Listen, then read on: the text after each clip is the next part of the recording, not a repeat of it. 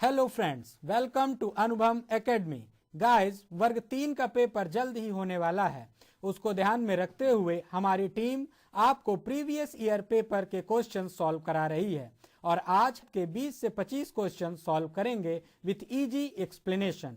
Guys, इस previous year papers को solve करने से पहले मैं आपको बताना चाहूँगा के क्वेश्चन आज हम सॉल्व करेंगे, उसी क्वेश्चन को हमने फ्री मॉक टेस्ट में कन्वर्ट कर दिया है। डिस्क्रिप्शन में दी गई लिंक में क्लिक करके आप फ्री में मॉक टेस्ट दे सकते हैं। उसके बाद आपने कहां पर क्या गलती की उसे समझने के लिए इस वीडियो को ध्यान से देखें। इसके साथ ही आगे की वीडियो और फ्री मॉक टेस्ट को मिस ना करने के लिए अभी सब्सक्राइब करें हमारे चैनल को, साथ ही बेल आइकॉन को दबाएं। आइए शुरुआत करते हैं बाल विकास के भाग 13 से। पहला प्रश्न पढ़ेंगे। निम्नलिखित में से किस मनोवैज्ञानिक ने यह बताया है कि बुद्धि का निर्माण प्राथमिक मानसिक योग्यताओं के द्वारा होता है? इसका सही आंसर है option number A, Kelly M Thurston ने यह बताया था कि बुद्धि का निर्माण प्राथमिक मानसिक योग्यताओं के द्वारा होता है। आइए और पढ़ते हैं इसके बारे में। कैली एंड थर्स्टन जैसे मनोवैज्ञानिकों ने यह बताया कि बुद्धि का निर्माण प्राथमिक मानसिक योग्यताओं द्वारा होता है। बुद्धि शब्द का प्रयोग सामान्यतः प्रज्ञा, प्रतिभा इत्यादि के अर्थों में किया जाता है। अगला प्रश्न पढ़ेंगे। निम्नलिखित में से कौन सा भाषा दोष का प्रकार है? भाषा दोष का प्रकार पूछ रहा है, तो भाषा दोष का प्रकार है ध्वनि परिवर्तन। आइए और समझते हैं इसके बारे में। ध्वनि परिवर्तन भाषा दोष का प्रकार है। भाषा दोष के अन्य प्रकार में हकलाना, तुतलाना, अस्पष्ट उच्चारण आदि शामिल है। भाषा दोष से ग्रसित बालक समाज से कतराने लगता है। अगला प्रश्न पढ़ेंगे। चिंतन प्रारंभ होने के लिए क्या आवश्यक है? चिंतन चिंतन प्रारंभ होने के लिए आवश्यक है समस्या। Option number D right answer है। आइए समझेंगे। चिंतन प्रारंभ होने के लिए समस्या का होना आवश्यक है। चिंतन एक ऐसी गतिविधि है जो मानव के मस्तिष्क में हमेशा गतिशील रहती है। चिंतन क्रिया तब आरंभ होती है जब व्यक्ति समस्याओं से घिरा रहता है। अगला प्रश्न पढ़ेंगे। भारतीय संविधान के अनुच्छेद 41 से 46 तक किसके कल्याण से संबंधित है? अनुच्छेद भारतीय संविधान के अनुच्छेद 41 से लेकर 46 तक किसके कल्याण से संबंधित है? यह संबंधित है आर्थिक रूप से पिछड़े व्यक्तियों से। आइए और समझते हैं। भारतीय संविधान के अनुच्छेद 41 से 46 का संबंध अनुसूचित जातियों, अनुसूचित जनजातियों और अन्य दुर्बल वर्गों की शिक्षा और आर्थिक हितों की अभिवृद्धि से है। यह प्रावधान आर्थिक रूप से पिछड़े व्यक्तियों के कल्याण से संबंधित है।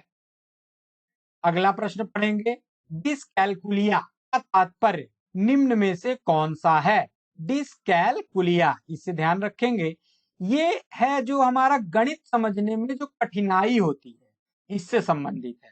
आइए और समझते हैं।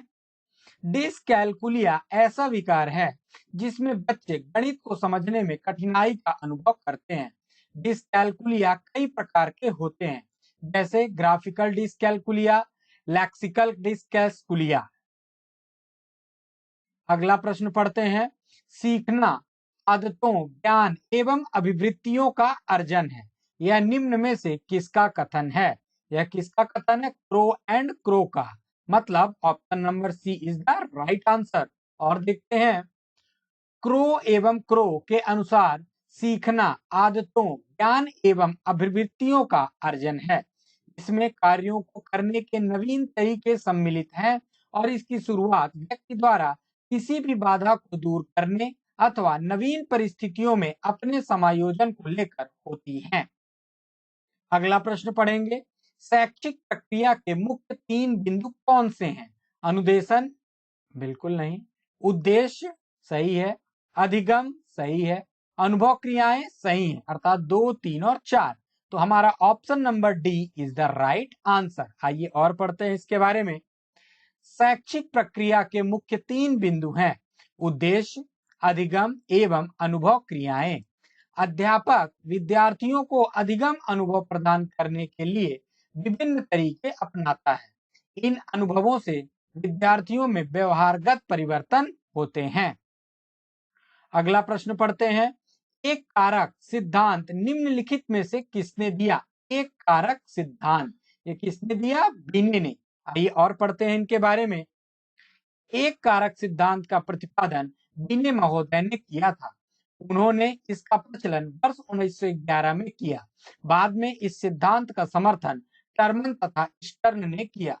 इस सिद्धांत के अनुसार बुद्धि केवल एक खंडात्मक होती है जिसकी मात्रा मनुष्यों में भिन्न भिन्न होती है।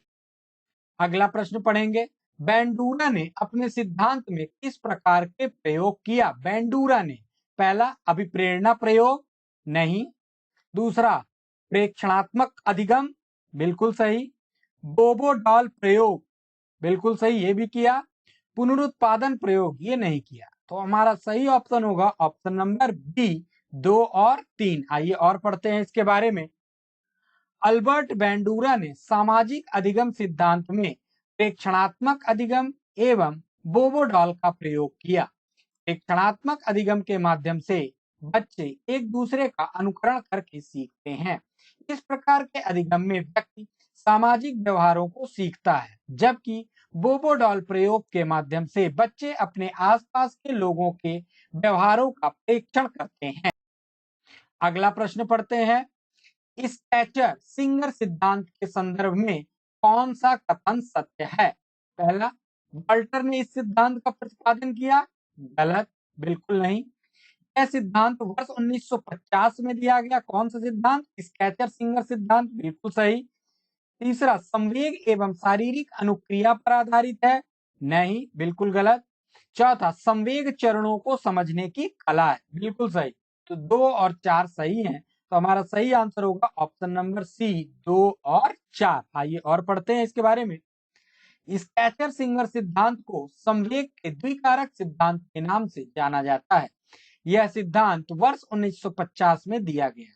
यह एक संज्ञानात्मक विधि है जो संवेग के चरणों को समझने की एक कला है, जो कि संज्ञानात्मक क्रिया के द्वारा संपन्न होती है। अगला प्रश्न देखते हैं। अभिप्रेरणा चक्र के मुख्य क्रमिक कदम कौन कौन से हैं? पहला, आवश्यकता, बिल्कुल सही। दूसरा, अंतर्नोद, बिल्कुल सही। प्रोत्साहन, ये भी सही, अर्थात इसका सही आंसर होगा ऑप्शन नंबर डी, ये सभी। आइए और पढ़ते हैं। अभिप्रेरणा चक्र के मुख्य क्रमिक कदम आवश्यकता, अंतर्नोद एवं प्रोत्साहन है। आवश्यकता किसी वस्तु की कमी की अवस्था को कहते हैं। किसी वस्तु की आवश्यकता उत्पन्न होने के पश्चात उसकी क्रियाशीलता बढ़ जाती है और वह पहले से ज्यादा तनावग्रस्त महसूस होता है, उसे अंतर्नोद की संज्ञा दी गई है। जबकि प्रोत्साहन अर्थात इंसेंटिव वह उद्दीपन है जो अंतर्नोद अर्थात ड्राइव या अभिप्रेरण को प्रारंभ करने में सहायता करता है। यह लक्ष्य से संबंधित होता है।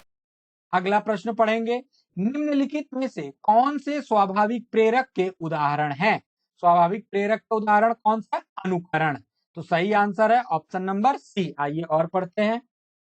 स्वाभाविक प्रेरक के उदाहरण खेल, अनुकरण, सुझाव आदि हैं। स्वाभाविक प्रेरक व्यक्ति में स्वभाव से ही पाए जाते हैं। अनेक विद्वानों ने प्रेरकों का वर्गीकरण किया है, जैसे जन्मजात प्रेरक, सामाजिक प्रेरक आदि। अगला प्रश्न पढ़ते हैं। अधिगम में योगदान करने वाले वातावरण संबंधित कौन से मुख्य कारक हैं? योगदान करने वाले वातावरण संबंधित। तो पहला, अभिप्रेरणा, नहीं, गलत। दूसरा, वंशानुक्रम, बिल्कुल सही, जेनेटिक्स। तीसरा, व्यक्तित्व का विकास, बिल्कुल सही। चौथा, मनोवैज्ञानिक वातावरण। तो 2, 3 और 4 ये तीनों सही हैं। Option number D is the right answer. आइए और पढ़ते हैं। अधिगम में योगदान करने वाले वातावरण संबंधित कारक वंशानुक्रम, व्यक्तित्व विकास एवं मनोवैज्ञानिक विकास हैं। वंशानुक्रम का बालक के सीखने पर अत्यधिक प्रभाव पड़ता है। व्यक्तित्व का विकास वंशानुक्रम तथा वातावरण के ज्ञान से व्यक्ति मानवीय मूल्यों के विकास में रुचि लेने लगता है।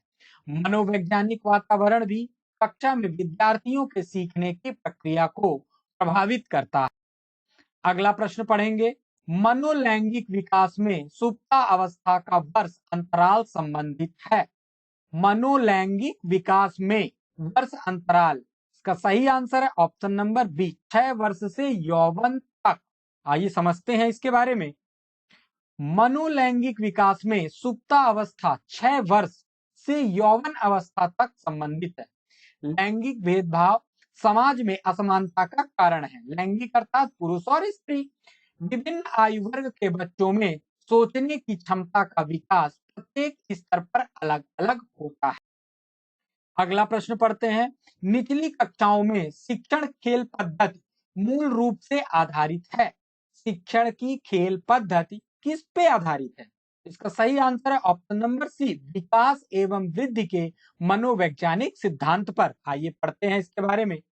निचली कक्षाओं में शिक्षण की खेल पद्धति अपनाने से बच्चों में सक्रियता बढ़ती है और उनका मानसिक व शारीरिक विकास होता है। शिक्षण की खेल पद्धति मूल रूप से विकास एवं वृद्धि के मनोवैज्ञानिक सिद्धांतों पर आधारित है। अगला प्रश्न पढ़ते हैं, छात्रों के अधिगम लक्ष्य को कितने भागों में वर्गीकृत किया गया है?